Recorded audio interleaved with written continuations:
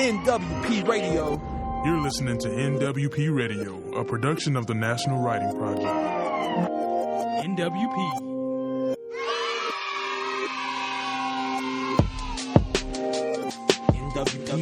Happy Write Out to the National Writing Project and all our national park friends and everyone who celebrates everything that we do indoors and outdoors with words. It's another year of noticing and noting the brilliance of everyday life around us. And just an hour ago, I happened upon tan, white, and gray peelings from a sycamore tree sitting quietly amongst the red maple leaves that are starting to fall. I thought, wow, it's definitely changing in the Northeast, and that means it's another time for getting outdoors to see what might spark our creativity and joy. It'll always be the beautiful transitions between four distinct seasons in the Northeast that get me going. My inner New Englander is happiest when I'm baking Asian pears or apple crisp and adding a little maple and honey.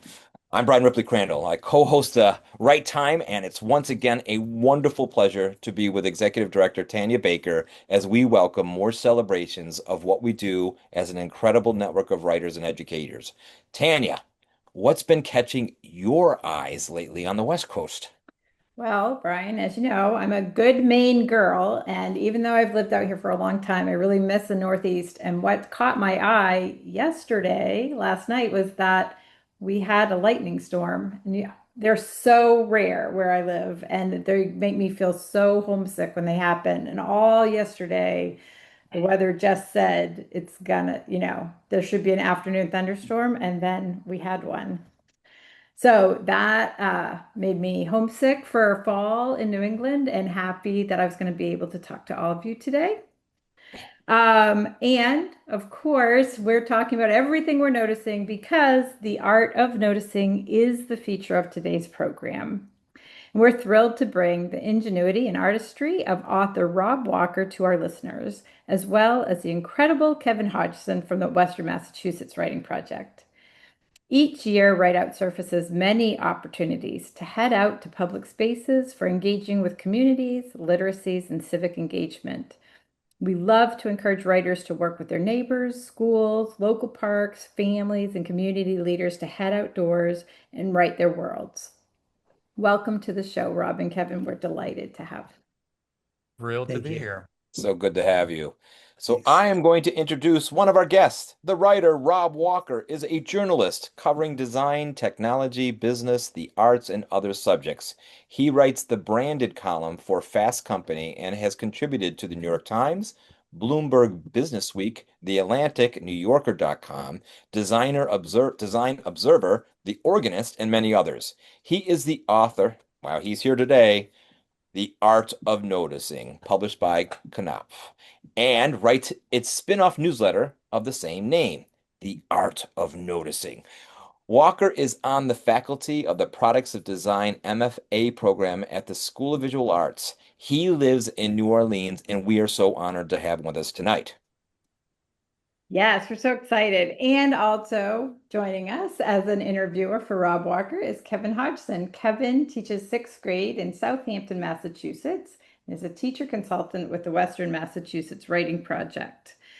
I feel he wrote his own bio, so I feel required to add that he's the dad of 3 boys, a musician, and a tech enthusiast, as well as one half of what we like to call an NWP power couple. Next time, Kevin, maybe you'll write a more expansive bio of your own. Shout out to Leslie.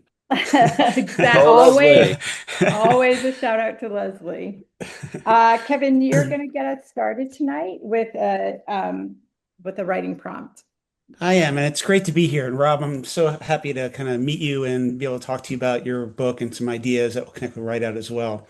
So the prompt that we have for you listening is, so Rob has written a wonderful book called The Art of Noticing. In the newsletter, of course, the same name. That's also a great read that encourages people to really pay attention to the world. We're going to turn that around a little bit for the prompt. I want you to think about some of the obstacles in the way of making us pay attention to the world. So for this prompt, it's create a bullet point list of the things that prevent you from engaging in the art of noticing in your daily life. I love that prompt, Me and I'm too. going to love the conversation the two of you have.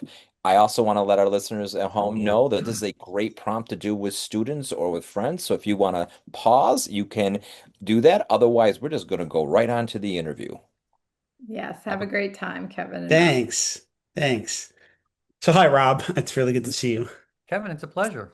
Nice to Yeah. meet you from afar. Thanks. Yeah. And I've been reading your book again. I realized I read it when it first came out. Oh, And then good I for got it you. again. It's like, oh, I know this book. So it was great to go through and peruse it and re be reminded of your the prompts you have in there that are just really wonderful for really paying attention. I was noticing an interview that I read with you with your friend Paul Lucas that you were referencing the attention economy. That's the push on all of us these days through technology and things like that. And you had a really great quote in there that said, I thought that it was important to have some sort of antidote to that culture, which is only getting stronger.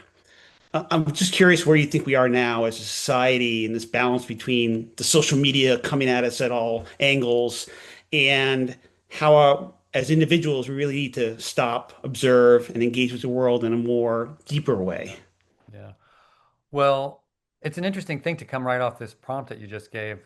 People coming back from having listed there's probably some of what we have to say here is going to resonate with what they wrote down is what's getting in the way of their noticing. Because, yeah, as you say, the technology is the number one thing everyone points to, and I don't want to beat up on technology too much.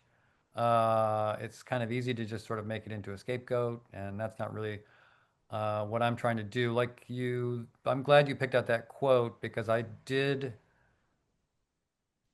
execute this project and continue this project out of a feeling that we didn't really need any more complaints. We needed some gentle nudges to get us to look at the world anew and recognize that there is opportunity all the time to be surprised, to be delighted, to be appalled. A big productive thing to do, I teach design students, is to notice problems that need to be solved. Hmm. And there is just tremendous cultural pressure right now. The thing about technology is that it amplifies a human tendency, which is the tendency to sort of want to be in tune with what everyone else is in tune with, to be up on the latest thing that everyone is talking about, and to be talking about it yourself. And that's fine so far as it goes, but it's a real impediment to true creativity because any artist, any writer, at the beginning of any creative or any inventor, the beginning of any kind of innovation or creativity is always noticing something that really no one else is paying attention to or talking about. And that could be something great that needs to be celebrated and is being overlooked. It could be something that's terrible that needs to be fixed. It could be something that just needs to be explained. But it's kind of the essence of what makes us individuals and what makes us human. And that was a big part of where the book came from, is Hmm. that I have told this story before, but I started out thinking I would write 200 pages about the problem and then a 10-page section at the back saying, here are some tips about what you can do about it. It took me a couple of years to realize I didn't want to write that book. I wanted to do the inverse of that. I wanted Hmm. 200 pages of a brief thing at the beginning saying, here's the problem. You're already familiar with it. You don't need me to tell you. Now here's 131 suggestions for something you can do to break out of the rut. Yeah, I like too how so many of your prompts, yeah, you're suggesting ways to notice all sorts of things in the world, right? But also an invitation to be creative or make art or Yeah. poem or whatever it happens to be. I think that that piece of it that really resonated with me. That it wasn't just the art of noticing things, which is of course very important, but then how do I turn that into something that my own artistic passion might kind of tap into, and then that allows me to notice even deeper, right? When you get involved in creating art related to that, I think that just dives you a little further into whatever the moment is. Yeah. Do you think you teach sixth graders? That's I right. teach sixth grade, yes. Yeah. Yep. Are they susceptible to roughly the same kinds of pressures in terms of keeping up with what everyone else is talking about? But They're maybe not through technology, maybe through technology. I don't know. yeah, they're kind of right on the edge because they're 11-year-olds right now. And it fluctuates from year to year, I noticed. And of course, the pandemic changed everything Yeah. because suddenly younger kids had more and more powerful devices in their hands. And I think that changed the dynamics of social dynamics of how they engage with the world. And I'm starting to see, at least in my school, in my my students a little bit of pullback from that now that I think Mm. parents are starting to resist realizing that their students don't need phones at that age perhaps, or if they do, they don't, need them 24/7. And so maybe it's just this cohort that I'm seeing now, but I think they're less concerned about that, and more concerned about, other things in the world and in their lives, which is, I think, good to see. So, Yeah, good, good. yeah. Um, and so when you were writing the book, do you remember what was the first prompt that you did? Do you remember? Well, Or vague, the yes, I mean, I sort of do because this is I may have I may be exaggerating the degree to which this was sort of the prompt that started it all, but I was on a trip, a work trip to San Francisco, and I've been to San Francisco a number of times. I enjoy it quite a bit, but I wasn't gonna have any time to do any sightseeing or tourist stuff. I had to hustle around the whole time, and I decided to give myself. I was going to be walking around streets I'd already walked on before, and I decided to give myself some sort of assignment. And the key part of this was I wanted to have a looking assignment that was something that no one particularly wanted me to see because this is the real danger of technology and the way it combines with social forces now is that your attention is someone always wants you to look in a certain direction for their benefit, not yours. Look at me, look at that window, Mm. look at that ad, etc. So what I picked was security cameras. I just decided I would look at security cameras where were they, and just make a note. I had no project in mind. It was just a way to amuse myself, and I found it really rewarding. And I got really into it, and I've forgotten about this, but I got really into it, like noticing the placement, which ones kind of wanted to be seen and were sort of deterrents, and which ones were hidden away. And I called the trip ended. I got to the airport and I was looking around at the airport and I called my wife and I said, my God, you wouldn't believe the security cameras that are in here. And she said, please don't walk around taking pictures of all the security cameras at the Because they're San taking pictures Francisco back, right? airport. Yeah, Yeah. it's not suspicious So at she all, was like, really. I was like, good call. That's a good call. But anyway, that became, it Yeah. was, I thought like, well, that's a fun prompt. And that kept me from looking at my phone, kept me from being in my own head. Because Hmm. to let technology off the hook, another thing we do is just ruminate, and we're walking around thinking about our own thoughts and not really being present to what's going on around us, including other people. Um, so I thought that was useful for me. That felt good. It's as simple as that. It just felt good. So Hmm. I'm going to start coming up with some more, and like, let's come up with 10, let's come up with 20. And then, it ended up sort of getting out of hand and it had to stop. Yeah, it became a good book, though. That's good. Yeah. There was a quote in here from Linda Berry that I bookmarked. And you have some great quotes in here. I'll talk about that in a second. Maybe ask you like what you were looking for. But she writes, you have her writing, if it catches you sneaking out, boredom will try to talk you into taking your phone. If you do, you'll be taking boredom with you, right? And I think that was I really enjoyed that kind of quote, or Yeah. that idea. Leave Yeah. stuff behind, and then you're kind of forced to notice things and kind of get into the world around you in a different way. Yeah, for sure. And as for quotes, when in doubt, quote Linda Berry. She's got Yeah, some, of course. she's Yeah. amazing. Were you keeping like a notebook of like quotes that you knew were connected to noticing the Yeah, world? Yeah. yeah. I mean, once the book really got started getting underway, and initially it was sort of for that collection of things at the end of the book, and then the file grew, and then once you start getting it, then people start suggesting them to you, and there's, yeah, yeah. But that Linda Berry one was a little bit of an obscure one because it came from, I think it was something in The Believer. Like it wasn't from one of her main books. It was a Oh, casual thing that huh. she had she's just a tremendous source of, not only creativity, but of just living a creative way, approaching the world Hmm. as a nonstop source of entertainment and, strangeness. She's just inspiring. And while it's totally true what you said earlier, that these are designed and encouraged to be prompts leading to creativity, I always like to emphasize that they don't have to. It's okay not to have a project in mind. You can just Hmm. look for security cameras or whatever floats your boat, and just enjoy it. That's Yeah. the main mission is to just enjoy life in a different way. Yeah, yeah, that's a good point. I guess as a writer and writing teacher, I'm always thinking, can I use this for a Oh, poem or is sure. Yeah, that? no, believe me. Yeah. I mean, I say that and I write a newsletter twice a week. Yeah, So, of course. Well, speaking of your newsletter, it's a good transition here. I was reading because it was being passed around the Write Out team, your kind of get out post around our Write Out project, and thank you for writing that. And thank you for coming on board as an ambassador and helping us oh, I kind of love think that. through things. It's been great. And I noticed that you were kind of looking at I think, some of the archived national park ranger prompts that we had collected over the Yes. years. That was just fantastic. And when I use them in the classroom, the kids just love kind of seeing where the rangers are in the background and stuff like that. And it gives a real sense of place, I think, very different from where we are in a lot of different ways. Did you Mm. have any favorites from that or anything kind of stick out for you as you were kind of looking through them? The one that was the favorite, I used this in the post, I'm pretty sure. It was a pretty simple one, which is often good. And it's find a place of quiet, pause there for 5 minutes, use your senses to experience the place, and write what you experience. What is nature telling you? I really like the prompt I really like the end on what is nature telling you. I think that's a really creative. I'm very into prompts that are observational and exploratory, but also that are creative in and of themselves. Like if you to think about what nature is telling you requires a little bit of imagination and invention on your part, but grounded to what you're actually experiencing. I like that this one encourages you to use the senses because we're often very sight centric, you know. Hmm. And that's as you know from teaching writing, that's something that students often need to be reminded is don't just tell us don't use all your senses for the reader. It's a great hook.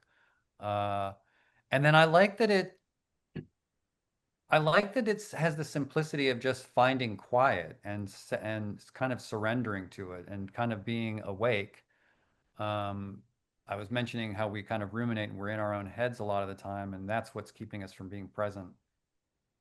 One of the great advantages or attractions of going into nature to write is that it is this kind of different scenery that I think changes your mindset and makes you more open to putting aside what you're just, used to worrying about all the time and saying, where am I exactly? What is this place?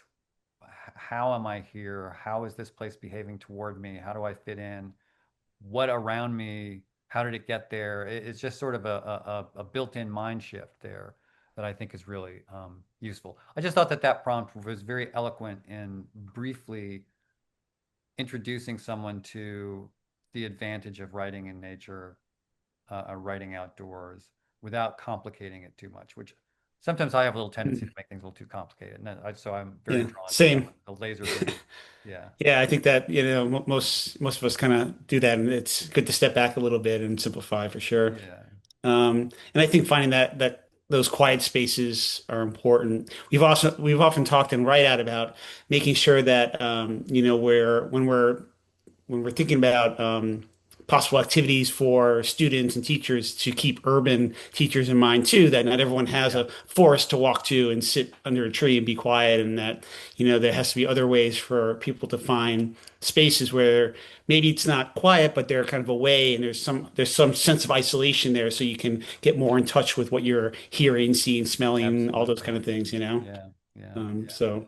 Do you find, I mean, again, with teaching 11-year-olds, 10-year-olds, 12-year-olds, do you find that they are responsive to the idea of going outside and thinking, or once they go outside, do they want to run around? Well, I think it depends on some different things. I mean, at recess they're running around, right? Yeah. But when I talk to them at home, a lot of them will kind of wander in the woods by their houses and still connect with friends sometimes. Hmm.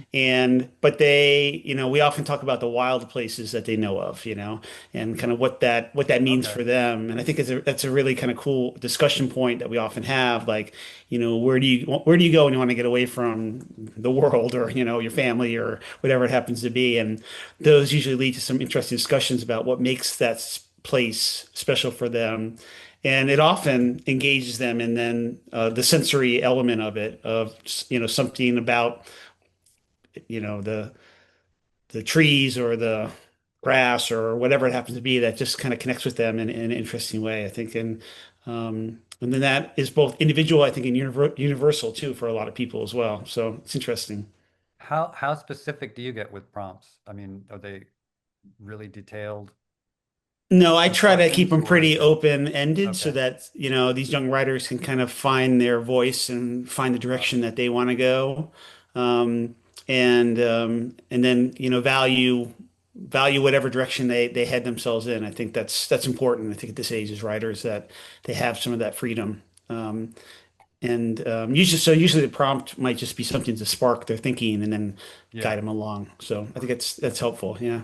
yeah. Um, so our theme for Write Out this year is Awaken the Senses. And we've talked about this a little bit just in a lot of discussion, but you know, how do those sensory explorations kind of work their way into your book and your newsletter, would you say? Are you like thinking about that a lot as you think about what to share in those spaces? Yeah, I mean, I guess the way that I would respond to this is that I was mentioning how I was guilty of in putting the book together and putting the prompts together. I was very guilty at the beginning of very visually oriented prompts that frankly were a little bit shallow. I mean, they're fun, but they're not as deep maybe sometimes.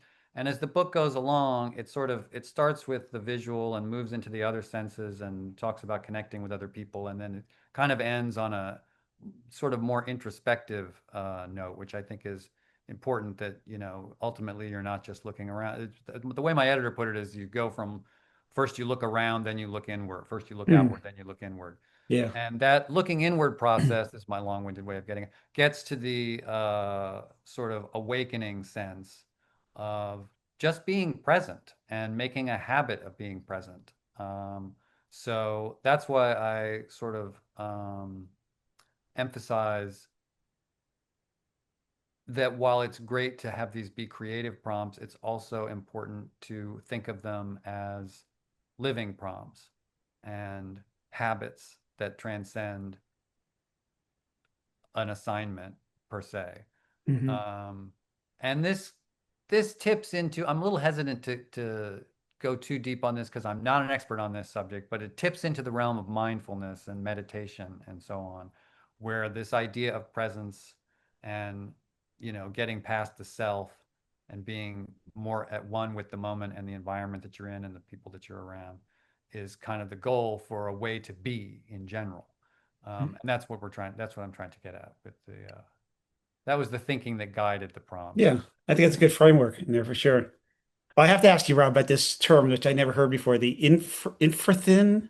Infrathin, yeah. Infrathin. I was very curious about that, so I wrote a note about that. Is there a way you can describe it or Sure, sure, sure. So explain it to me? infrathin, this was a Duchamp idea, um, the artist, and it was introduced to me by an artist in New York named Kenneth Goldsmith, who's a very interesting artist and poet. I guess he really identifies more as a poet, but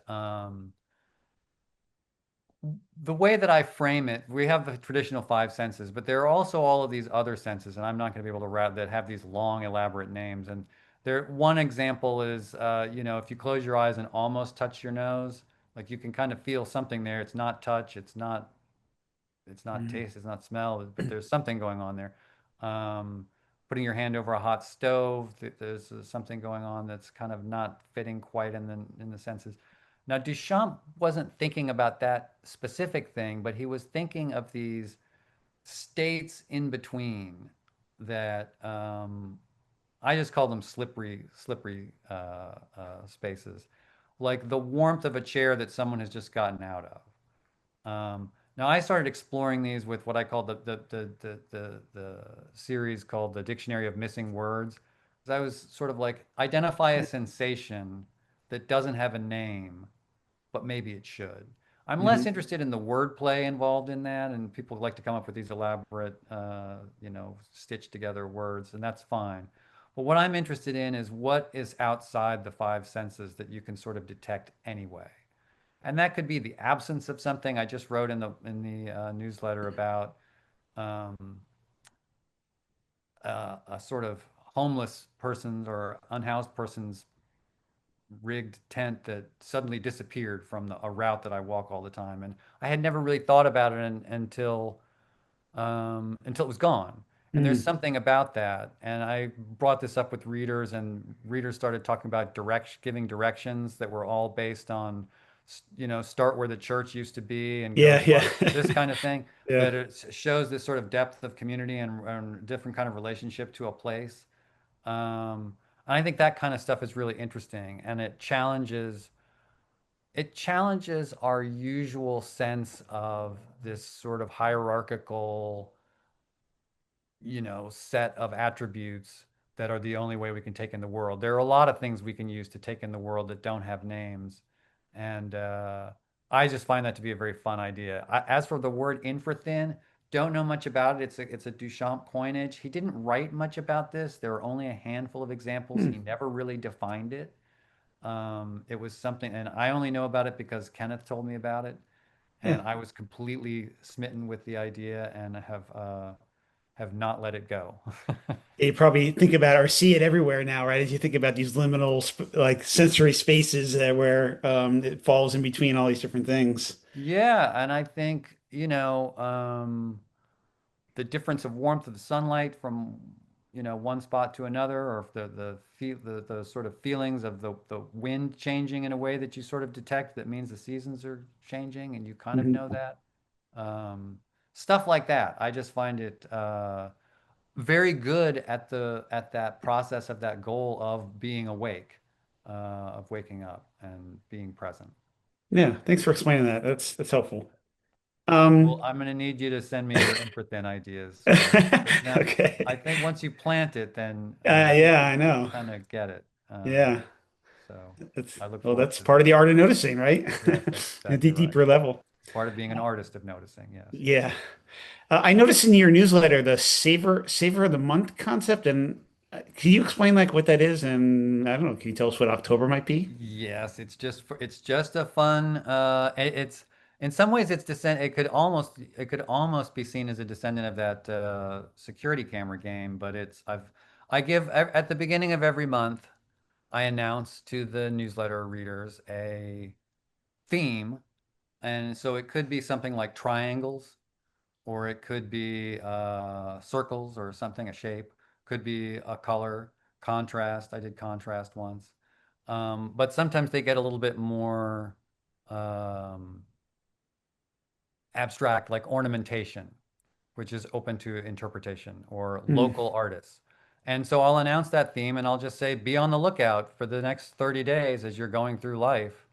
Just keep your eyes open for ornamentation.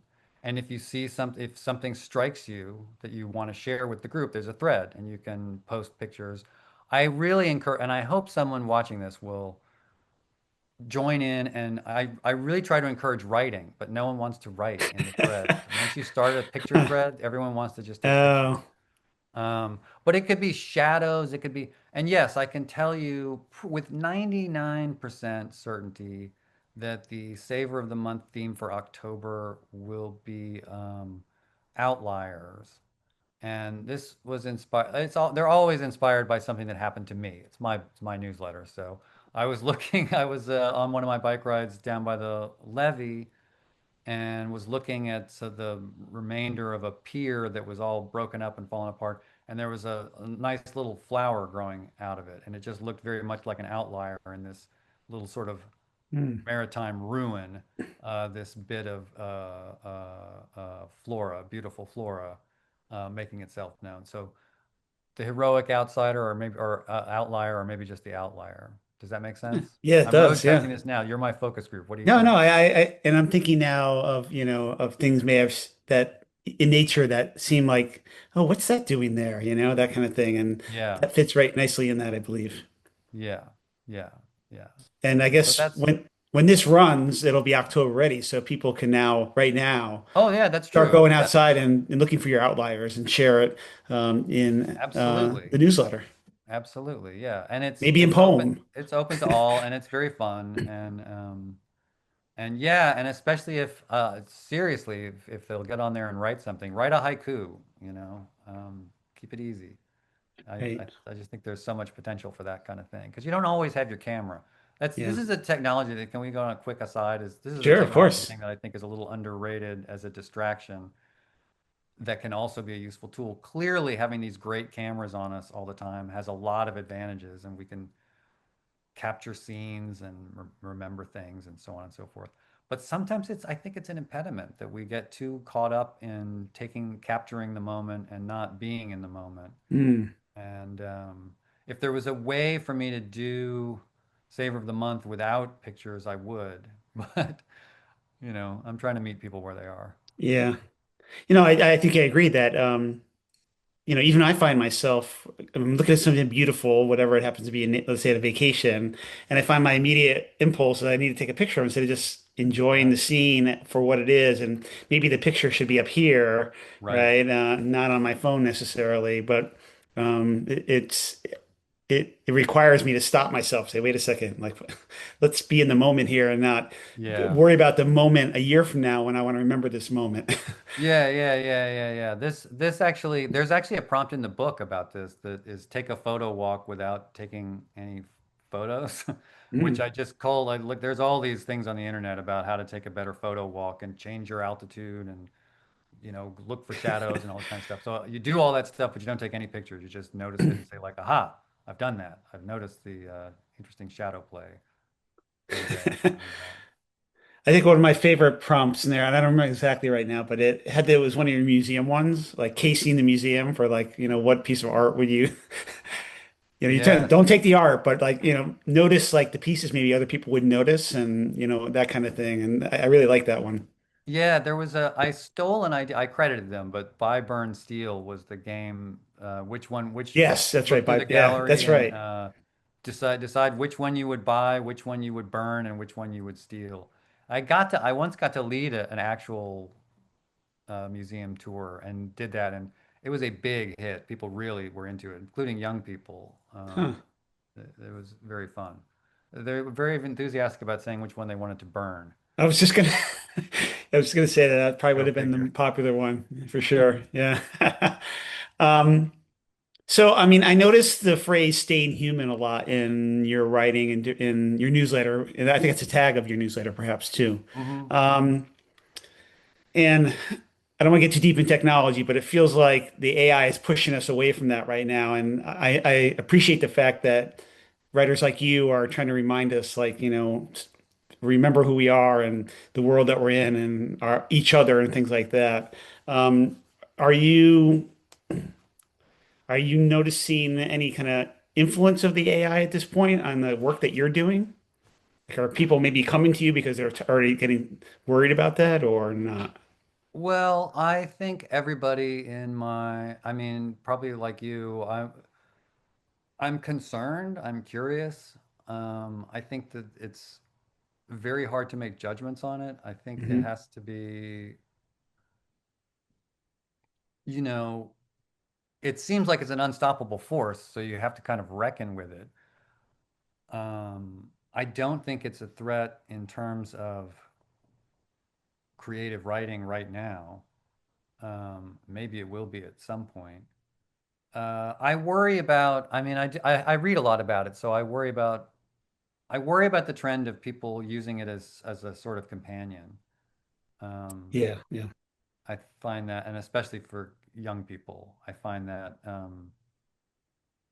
potentially disturbing. I don't know if that's a fun topic to get into, yeah, but the noticing thing is about noticing other people and being attentive for other people and being human that's part of being human, is being in contact with other humans. And we have another series on the or I have another series on the newsletter called Icebreaker of the Week, which really runs about once a month, but nevertheless, that's completely designed to just be interesting questions, that are weird questions, like what if you could only live with three condiments for the rest of your life, what would they be? This kind of thing. And is that efficient? Is that useful? I don't know, but I think it's very human. And I'm not interested in asking my AI chatbot what its three favorite condiments are. I'm not looking for that kind of that seems nightmarish to me. So, yeah. we'll see what happens. What do you think? I'm almost I'm very curious about it for sure, and exploring it. I'm also not really sure where it's going, so I have concerns about that. And yeah, I think a lot of us are in the same boat right now, like the unknown, because we're in the moment or at the beginning of the moment. We're not even in the moment probably of what might transform things. And so that's why when I looked at your kind of staying human tag, I was like, yeah, that's what we all should be kind of saying to each other, right? Make sure that we're keeping that as part of who we are. Yes, Yeah. yes, yes, yes. That's the goal. That's the real goal lurking behind all this stuff. It's creativity, living well, but also just, yeah, staying human. Well, we were sitting behind the scenes listening to this phenomenal conversation, and in the last second, you kind of threw me off a little bit with the AI and the human thing. And I was thinking, it's not only the art of noticing, right? It's the art of thinking, right? Which is what you just said. And like we should be teaching our young people not to cheat their way through life. And we all went to school with kids who cheated their way through life, and it catches up to you eventually. But to tap your inner creative mindset and figure out how do you want to see the world. And I started thinking about all that wordplay of having a word for that phenomenon that you can't describe. And for me, it's like when somebody puts on the heated seat and you're driving and you're like, what is going, whoa, what's going on? And you're like, and then you're like, oh, they turned the heat on, right? And I'm like, oh, thank God. The other thing it reminded me of is back in the day, not necessarily the news, and it was an HBO series, and they had this thing called Sniglets. And it was like Oh, yeah. Yep. finding words that we needed a word for, but we don't know what it is. And I was like, I wonder if they still have a printout of that. And I found some. One of them was like milk dudes, which is when you take a milk dud out of a box and it's attached to another one. So there's milk dude. Another one was fakin, the fake bacon bits in a salad at salad bars that now come pre-packaged. It's fakin, not bacon. And the best one was slurm. It's that slime that accumulates on the bottom of a soap dish when soap's been sitting too long. Oh, yeah. Slurm. Good one. And I was like, I think what a great thing. I mean, definitely for sixth graders, Kevin. Like, what a great Mhm. thing to have them invent words. Like, I want you to invent a word a week because their mind becomes alive to noticing what we don't have words for yet. Pretty But cool. All we've right, I been love this conversation. Absolutely love it. Yeah. Yeah, me I was too. just going to say that that for the last 18, 19 years, we've been building a crazy collaborative dictionary with my sixth graders where they invent words every year. Yeah, so there's like Nice. 1,200, 1,400 words What? on there right now. So And you're they're all way ahead of the curve on crazy. this. Yeah, all crazy words. That's So, yeah. amazing. All right. Well, for my part, Yep. I would like to offer what I think is an example of infrathin. So on Sunday night, Monday morning, we had an earthquake here, and not the kind that's really terrible, but just the kind that you wake up and you're in an earthquake. But I always wake up in an earthquake and then think, what's happening? Why am I awake? And then get to earthquake. It's like at least a Mhm, second or two. mhm. Hmm. But I know people, a number of people who say they wake up before the quake happens. So there's Ooh, something before they feel it that they know is coming, yeah, even out yeah, of their sleep. So I think that's an example. That's yeah, for my sure, offering for of an sure. Yeah, infrathread Good offering. from the West Yeah. Coast. very West Coast. Yeah, yeah. Yeah, very Huh. West Coast. It's not my real, it's not how I think of myself, but it is where I live. Well, maybe it's because you're from Maine that it takes you longer to figure Uh, out what's going on. it hilariously, the first time I was ever in an earthquake, this is what I thought. Something hit the house. And then this is what I thought. Like it felt like a moose or a logging truck. And then I said, "Oh my God, was that an earthquake?" And everyone around me was like counting, waiting for me to get to understand that I'd experienced my first earthquake. Not a Wow. moose, not a moose. That's actually that's I, a kind of a fun that's a fun little repetition there. Not a moose, not a moose. You got a children's book. That's an incredible thing. Not a moose, not a moose.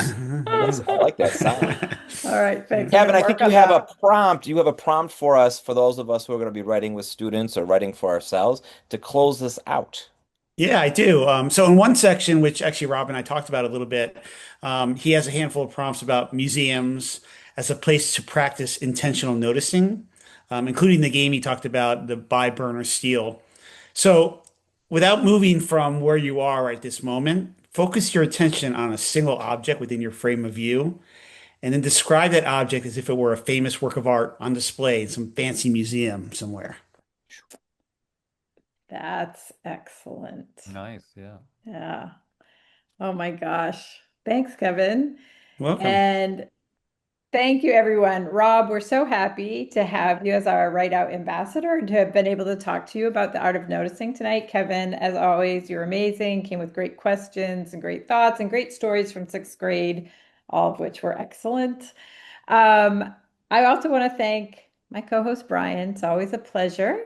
And our listening community, we're so glad you were here with us. We hope you enjoyed the show as much as we did, and we hope you never miss a show. So don't forget to sign up for the NWP newsletter or join our community at the Right Now Teacher Studio, and find this podcast wherever you get yours. Don't miss a moment. Thanks, everybody. You're Thank you. listening to Thank NWP you. Radio, a production of the National Writing Project. NWP.